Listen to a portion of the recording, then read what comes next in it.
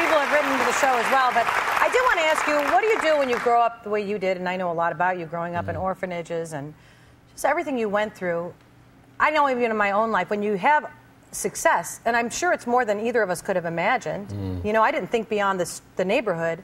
What do you do about the guilt that comes with it?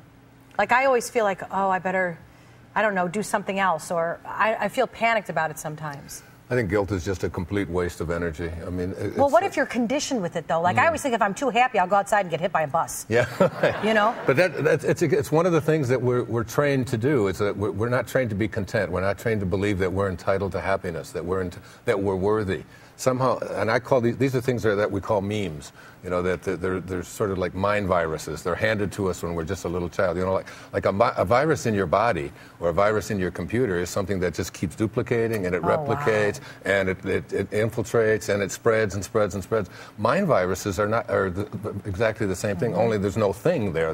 And these are viruses that we're told over and over. You don't deserve success. You know, you should be ashamed. You're not as competent as other people. Things aren't going to work out for you, and so on. I know. And when you begin to realize that they're just ideas, they're thoughts, and the fact is that none of them are true.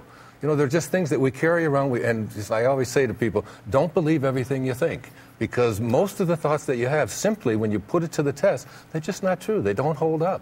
And that idea, how do you feel guilty about something? What is guilt? Guilt can only take place in the present moment. All right.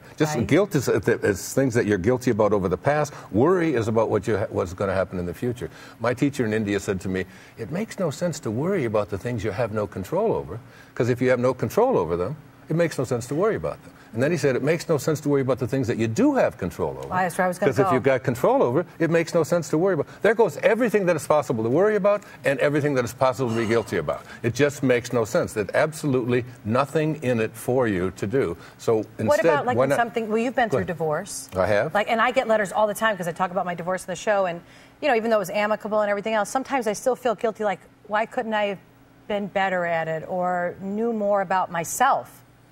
You know, that kind of bothers me sometimes. You know, at nighttime when everything shows up, that's what I think. But everything's great during the day, and my head hits a pillow, and I'm like, wow, everything I ever worried about is back to meet me.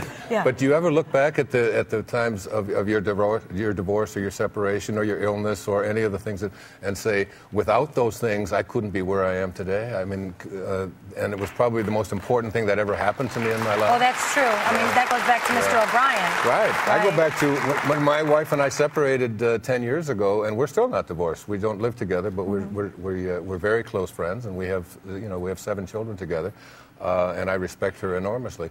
But out of the depression and the anxiety and the hurt and the pain of that separation, all those things, I felt it desperately every day. Out of that came some of the best writing that I've ever done in my life. The power of intention and inspiration, change your thoughts. Yeah, faces you to look at yourself. It makes you more compassionate when you're going. And I couldn't have been as compassionate, as good a man. You know, so I say true nobility, it's not about being better than anybody else.